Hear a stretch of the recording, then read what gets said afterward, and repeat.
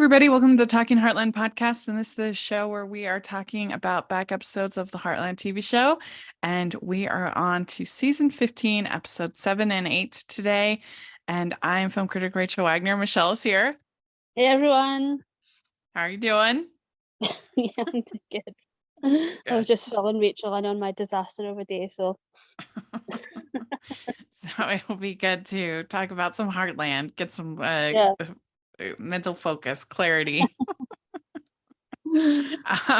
Yes, season 15 proven to be pretty good. Pretty good season. Yeah.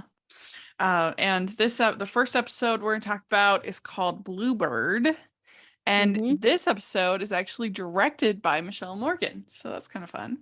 That's fun. And we have in this episode a bird influencer coming to the Dude Ranch. Yeah. And did you know that was a thing? Bird influencers? I didn't know the bird influencer, but in a way it kind of makes sense because there are like loads of Instagram accounts that are like, there's Instagram accounts for everything. I'm sure there's like a whole sect of bird Instagram that we're not a part of. Yeah, probably. We also, the other big part about this episode is we kind of get the return of Grady, who is the guy who shot Amy and Ty. Excuse me. And they find him at a gas station. They evidently still have full service in Hudson. We've learned this now. Yeah. Which I'm very jealous of because I wish we had full service here. It's so nice. You don't have to get out of your car. Not a thing in the UK. Yeah. And he's there working, cleaning, wiping down the windshields. And this is obviously very upsetting for Amy. And Tim gets very involved and very upset as well. What did you think about that whole kind of plot overall? I was a little like, oh, here we go. It felt like this season it was really focused on Amy not moving on, but sort of entering a sort of a new chapter of her life, and she wasn't sort of dealing with the grief like every second. Every episode last season sort of felt like the grief was just all encompassing. But this season has definitely felt a lot lighter. With still keeping the memory of Ty alive. And I guess it's not surprising that this is a very TV trope thing of bringing this type of character back. I am glad that it was towards the end of the season and it is just this one episode. This season sort of dealing with Ty's death. And I thought it really did a great job of showing how far Amy has come and dealing in her sort of grief process. That she was able to sort of take a step back and look at all of the things of like, who's to blame here? Is it Grady, or is it the guy that hired Grady? Is it and he wasn't aiming for us, he was aiming for. So she went through all of these points where I don't think she would have been able to do that last season. So I thought it was a good episode and just showing how far Amy's come, even though it wasn't the best episode in terms of happy. I mean, it is true.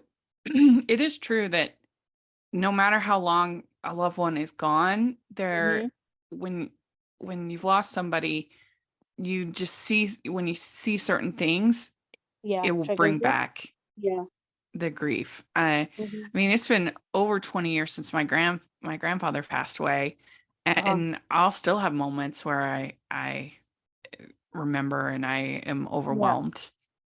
Yeah.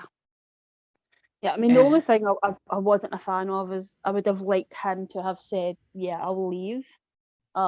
So that, he was aware that, every time Amy drove past that place, she's going to think of him.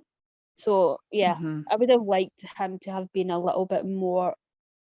I mean, ultimately, his actions took the life of someone. Yeah. Um, so I would have liked for him to have said, that he's going to remove himself from Hudson. Mhm. From Hudson, sorry. Yeah, I mean, he says it wasn't my fault. It was an accident. That's all. And that's Mhm. when Tim punches him. And it Mhm. was a kind of a more interesting arc, I think, for Tim, maybe even more than Amy in Yeah. this episode, Mhm. Yeah. because he feels all this anger Yeah. towards Grady and feels like he hasn't been doing his duty to his Mhm. daughter Yeah. by kind of not punching him, basically. Yeah. And we see that a little bit in another episode that we're going to talk about. Like, he is very aware of all of the years that he lost with his daughters. And I feel like, especially with the loss of Ty, like, he is very much stepping up to the plate of, like, you know, he's Hmm. aware of how devastated Amy is going to be for the rest of her life, and he unfortunately deals with things with anger and violence a lot of times. But yeah, Hmm. yeah, like you said, it is a very interesting plot point for him, Hmm. especially with Jack being the one. I thought Jack would be more on his wavelength, but he wasn't. He was Hmm. kind of the more level-headed one. Yeah, and Jack says, "I will not let Amy lose her father. Do I make myself clear?" Hmm. So that was pretty good moment. I always like episodes or movies that touch on themes of friendship and forgiveness. I think Hmm. that those are really um, easy to relate to and easy to kind of apply in our own lives. We all have our own sort of forgiveness journeys, and I think that that's why this arc I thought was pretty moving. It worked for me because I think that's maybe the hardest thing that we're asked to do in life is to forgive other people. I mean, and like, I mean, thankfully, I don't have anything like serious, Hmm. to forgive like Amy would have. Yeah. But it's hard still. We still all have our wounds, and Hmm. it's a hard journey to let go. Hmm. Yeah. And so I think that they did a good job with that in this episode. And Grady says, I served my time, just trying to get my life back together. I mean, maybe he could show more um, empathy, more contrition. Hmm. That might help, but it's hard. Yeah. Yeah. And it is good to, like I said, it is good to see Amy sort of come out on the other side of this. Um, I Hmm. really don't. I think the writers have done a fantastic job of really showing her growth, and how much she has dealt with and how well she's sort of dealt with it. And I think Lindy obviously is a big part of that. Yeah, and we find out that Grady got a reduced sentence because he testified against JD. Hmm. So there's that, I guess, and that would be hard to know Yeah. um, that. Yeah, and it was. I don't know how aware Amy was of that, but yeah, Tim did say Hmm. that she wasn't, aware of what was happening during that point. Hmm. She was obviously, deep in her grief at that point. But it seems like he's held on to this for such a long time, since the trial. So it makes sense for for Tim to be the one to sort of explode the way that he did. Yeah, and it was pretty effectively done, I think, when they show the Hmm. bottle of whiskey Yeah. and it's there and Tim's just like holding it, Hmm. and you see him just being tempted by the Yeah. whiskey. And then later when you see when Jessica finds it empty, Hmm. you think you think, oh no, he fell Yeah. hard. Hmm. But thankfully he didn't. He says that dumped it. So I thought that was pretty well done. Yeah. Yeah. I would not have liked, you know, a Tim sort of falling off the wagon storyline. Hmm. Especially considering how far he's come. Yeah. So then, yeah, Amy takes Ty's truck to confront Grady, and because you took so much from me, but I have a good life and I'm moving on. So should you. That was I think, well done Hmm. scene for Yeah, Amber. but She did a Amber, good job. yeah, I would say this is one of Amber's best episodes of the season in terms of acting because it's not an easy thing to sort of do all of these scenes where you're on your own and you're crying or like that's just hard when Hmm. you don't have anything to sort of play off of. But I thought she did a great job this episode. Yeah, I think so too. Uh, and then we also have Jessica and Tim. Agnes says, "Don't leave me alone in the dark. From now on, we face the hard times together." And they really do have very good chemistry, I think. Mm. Jessica and Yeah, Tim. yeah, they do. I was really worried when we lost Casey, but I Hmm. actually think Jessica is such a better fit for him. Yeah, I think so too. I feel the same. Yeah, Michelle Nolden is her Hmm. name, and yeah, we should try to have her on the pod because she's really Yeah. good. I like her. Hmm. She's a good ad. Um, Yeah. we also have the bird influencer in question at the Dude Ranch is Rick's mother, Gladys. Yeah, it was sort of bugging me where I recognised the actress from, but I think she's been in Once Upon a Time. I think that's maybe where I recognise Oh, her from. let me see. Gabrielle Rose is her name. And let's see here.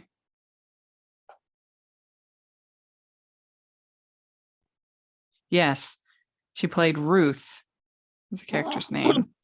okay. I was sure it was Once Upon a Time. I'm like, I've rewatched that like a year or so ago, so I'm like, I definitely remember Once Upon a Time. Yeah, it looks like she's pretty busy. Um, and yeah, it was kind of funny how Yeah. Rick with his mom Hmm. and that happened to schedule a home renovation every time she visits, so she wants to Yeah. be there. I've really grown to like Rick. I think he's like a really fun energy to have on the show. Hmm. I've never really had somebody like him before, and yeah, Yeah, really fun. yeah. And she is looking for a particular kind of bluebird. Hmm. And so Jessica hires Parker and Katie to find the bird. Hmm. And they come back and they say that there's a nesting ground in another town. Hmm. And that's the best way to find them. But Jessica says no, she refuses their offer. And so then they keep looking, and we also have Parker demanding a 20% increase in wages, which was good. I thought this was a pretty good Parker Katie Hmm. moment. Yeah, it sort of reminds me a little bit of Georgie and Jade a little bit. Um, Hmm. Yeah, yeah. that's true. Parker says nothing ever works out the way I want it to. And she tells Katie about the whole situation with Logan. I feel like this is a weird plot line because she's so young, and Hmm. Parker, I mean, and Logan is what, he's 17?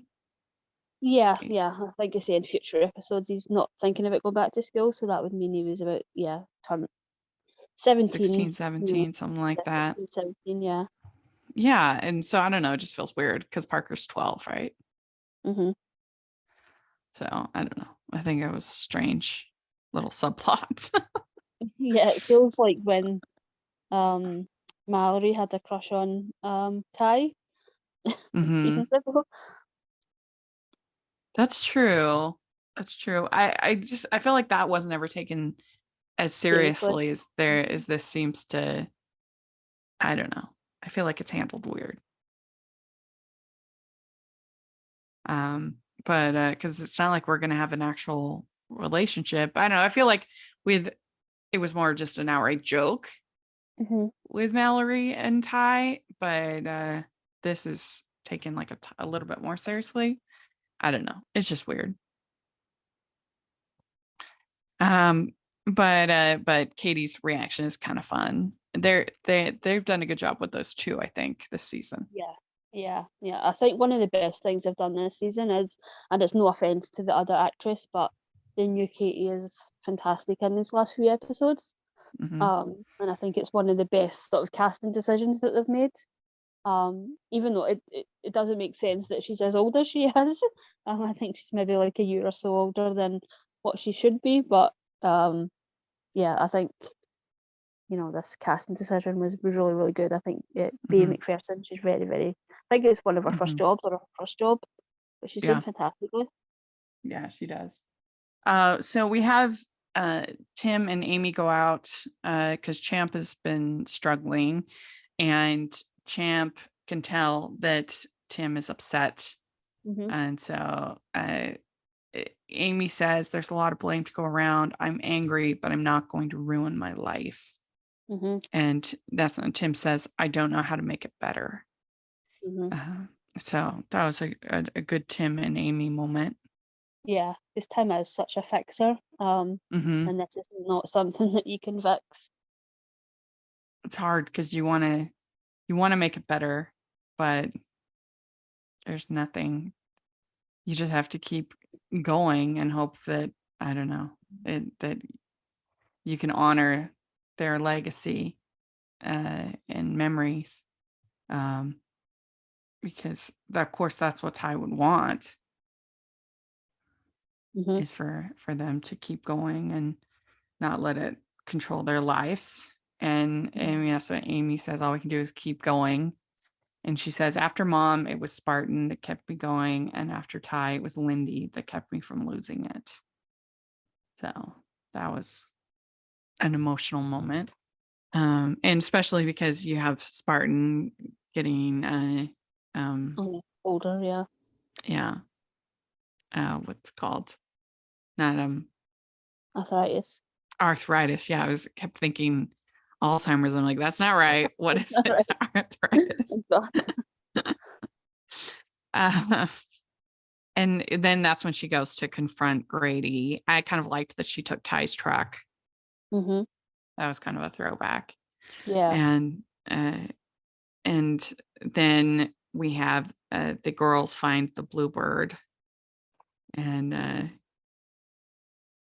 then they show it to Gladys, and Rick says, the last time I saw Mother this happy was at my father's funeral. That really made me laugh in such a sad episode. That's good.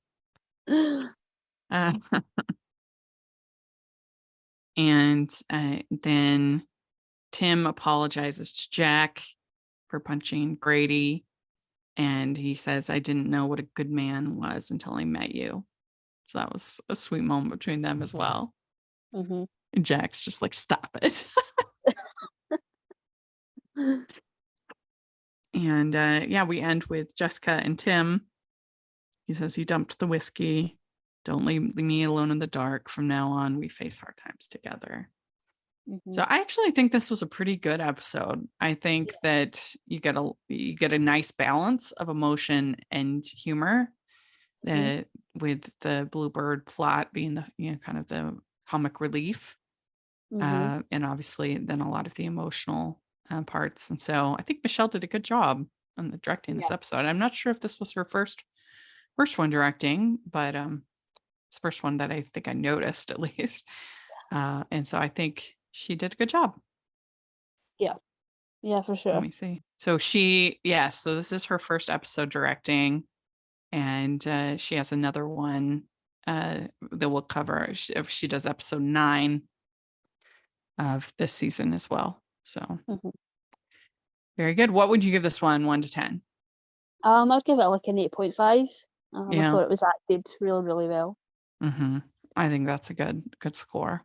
From award-winning author Olivia Matthews comes a new cozy mystery in the small town of Peach Coast, Georgia.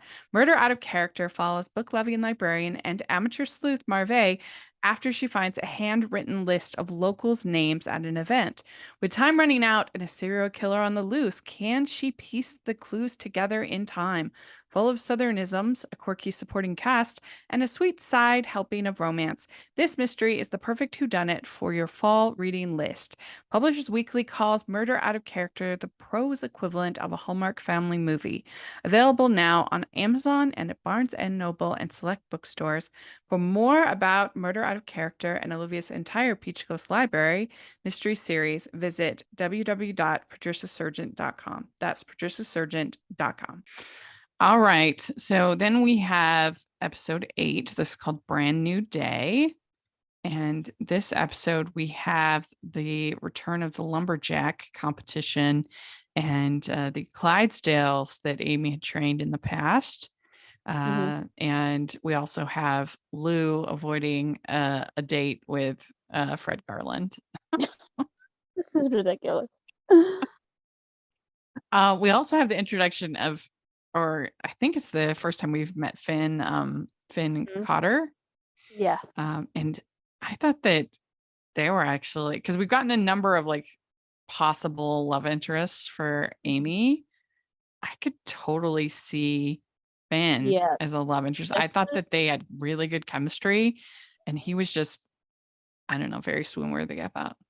Yeah, this was the first one I felt like they were being obvious of like this is definitely 100% a love interest for Amy. And I know he's in next season as well, so yeah, and I can definitely see them together a little bit more than I can with the others. Because there's been Sam and Cooper. Yeah, I think Cooper's gone at this point. But yeah, I really do like Sam, but I think her and Finn have really good chemistry and they look really good together and they make sense together. And it was definitely like there was some looks where I was like, yeah, this is definitely not played like her scenes with Cooper or Sam, which were very obviously like friendship. Like this was definitely there was some vibes between them for sure. Yeah, I definitely was feeling that too. So I'm glad you were feeling it.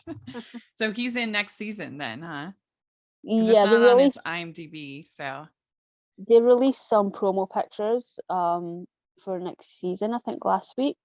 And they revealed that Finn is in next season, and they also revealed 2 returning guest stars from previous seasons. So if you want to go be spoiled, then go look at those. No, I can be spoiled. What who are they? You can tell. Mallory and Jake are coming back. Oh, yay. Oh, that'll be fun. That'll be so fun. Cool. That's good. All right.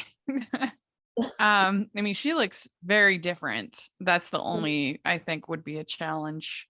Yeah, he's got a face that just doesn't change. He just looks so yeah, I don't know what it is. There's just something about Jake that he just looks the same. Yeah. Well, that's fun. Very fun news.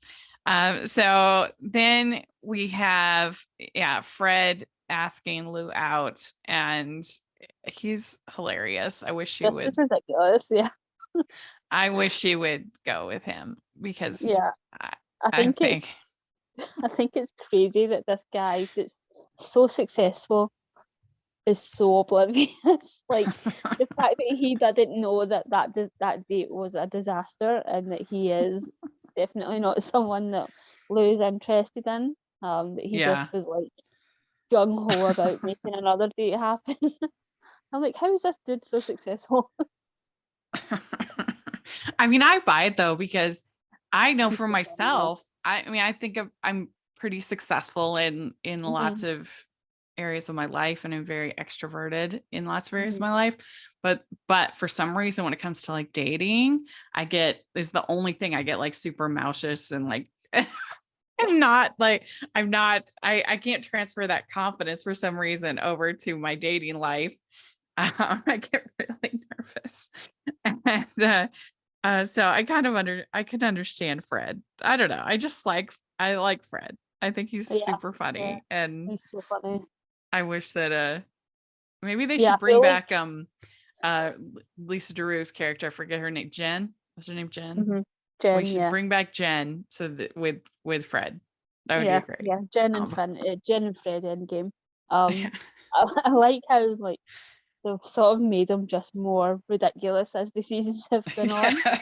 It really, really works. And I feel like the actor is just so into it. Mm-hmm. Yeah. Yeah, he's funny. I like him too. So Tim's considering entering this lumberjack competition, and everybody's like, "Are you crazy?" But he's in pretty good shape, I guess. Yeah. For, Like his job is extremely physical. mhm. Well, and part of the reason why he wants to enter is because Jessica keeps having these calls and spending time with her friend Ezra. And he gets very jealous.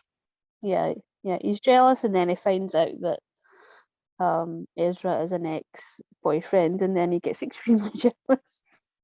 Yeah. We also find out that this guy Al had issues with Jack. They do not get along, and this was kind of shocking because Jack just seems to get along with almost everybody. So for him to have somebody he just like outright hates was sort of surprising. Yeah. I meant to go back and actually rewatch that last scene that they had together because I was so confused as to what the issue was. But it seems like it was over Lindy, Jack's wife. So but it was so strange to have he this, had. and then we can say that Rachel and I have watched ahead. This doesn't come back this season. I think So that weird. Al had pursued Lindy even after she was with Jack, and he'd asked her out or something like that. Was the impression I got. Right. So like when she and Jack were together but like not engaged, I think the thing was. Yeah. Yeah, and he says sometimes in life there are lines that can't be crossed. And that Al kept asking Lindy out when Jack and her were dating. So that crossed the line, evidently. Yeah, but like you said, it's so strange for Jack to not meet peace with someone by the end of the episode. Yeah, it was surprising. But Al has a son named Finn, and I just wrote, he's handsome. Yeah, he's a looker. He really is. And we find out that their horse Butch, who's the Clydesdale, that he is blind in the left eye. So Amy figures that out in like 30 seconds. Oh, yeah, and Yes. she figures it out and then she solves the issue like immediately. Yeah. I mean, she really is the horse whisperer. And then Finn is not only handsome, but he also is a shoe smith. I don't know if that's the right word, but he makes the horseshoe for Spartan, and it helps Spartan to be able to feel better. Yeah. And Finn says, you can't stay in a place too long. It takes time to take the blinders off your things. And I thought that was very Swoonworthy too. Like he's like this free spirit, kind of guy. Yeah. Cowboy. Yeah. When he sort of thinks that he's, sticking around for a while, I'm like, yeah, he's definitely a love interest. Yes. He was gung-ho about leaving. Yeah. But like the fact that he is like, again, this free spirit kind of type is very Swoonworthy. Yeah. And then we have Amy being the third wheel on the date with Lou and Fred. And the brother, what's the brother's name? Eric? Evan. Evan, Fred's brother, comes, so it becomes this kind of weird double date. Oh, he was ridiculous as well. Yes. That was funny. And then Sam and Caleb show up. And Evan, he is difficult. He's Mm-hmm. got a lot of personality. Yeah, a lot of not good personality. Yeah. Yeah, he's the worst. And he's entering the lumberjack competition.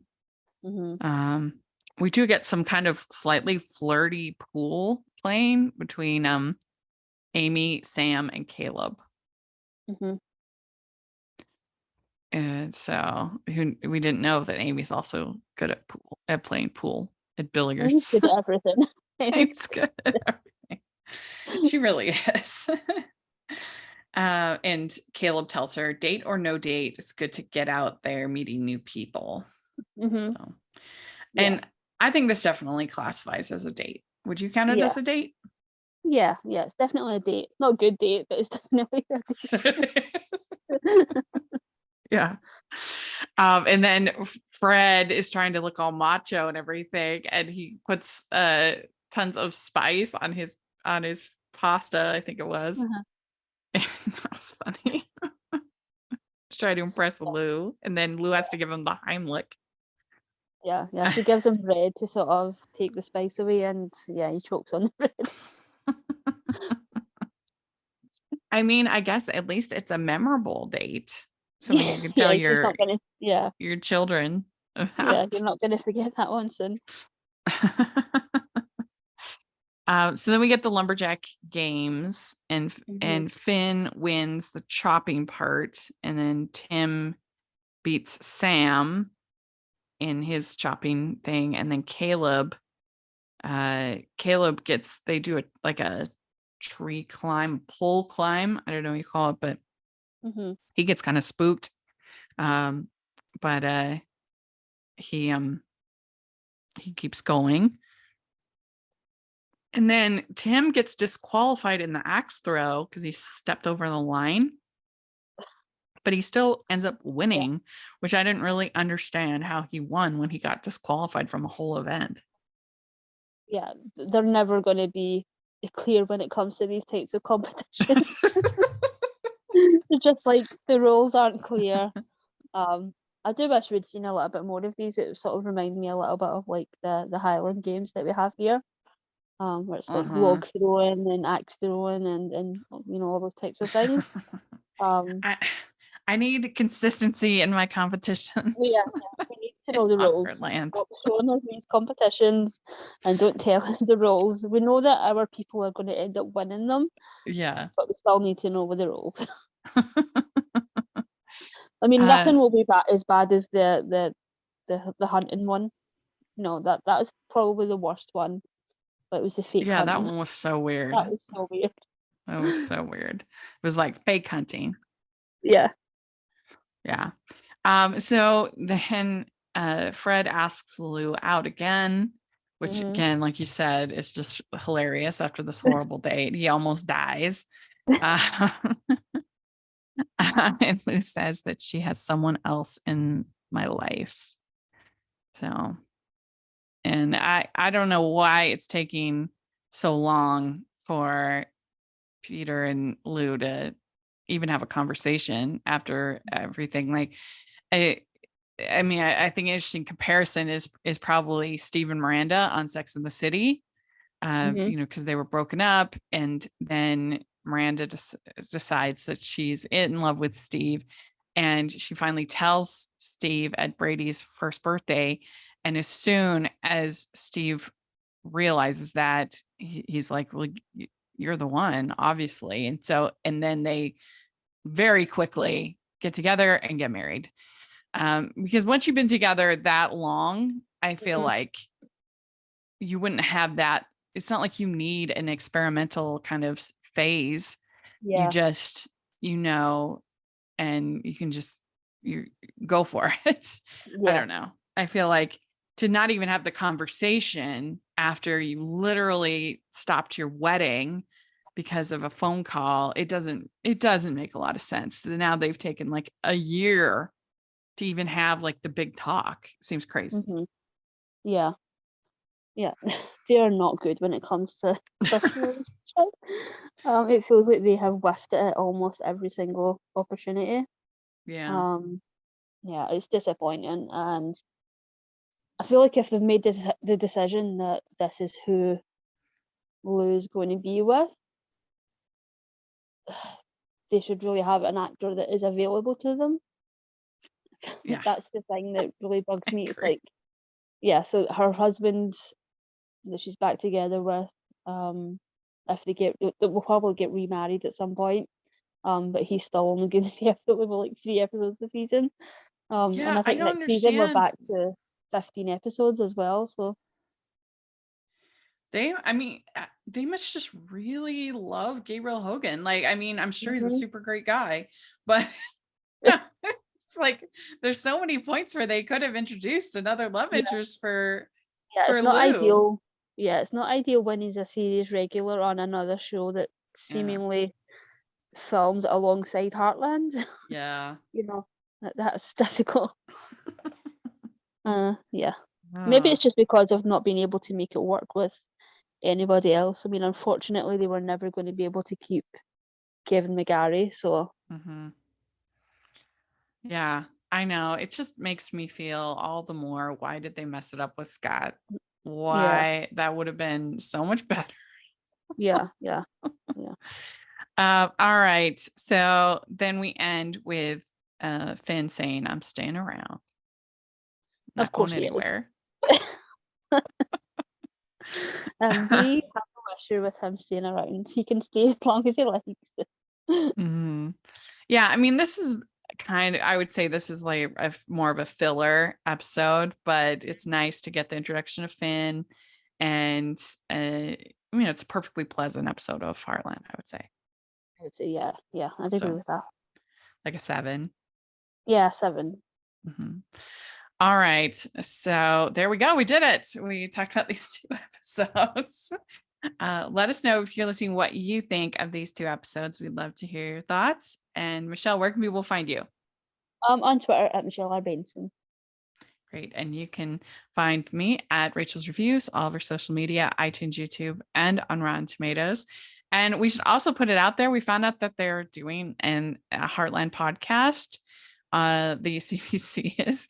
So if they need guests for this Heartland podcast, we're available. So let us know. Yep, yep. When they made Yeah. their way, I think we had interviews with Michelle Conkey and I think the composer. So when Uh-huh. they make their way all through the cast, we can we can jump in. Yes. When they make their way through all the casting crew and they run out of people. That's right. Yes. Well, yeah. And so check out the Hallmarkies podcast at Hallmarkies Pod and Hallmarkies Podcast, all over social media. And if you are listening on iTunes, please leave your ratings and reviews. We really appreciate that. 5 stars. And if you are listening on YouTube, please give the video a thumbs up and subscribe to the channel. We appreciate that so much. And our next episode, we will be done. It is unbelievable. So we're really excited. And we'll talk to y'all later. Bye, everyone. Bye.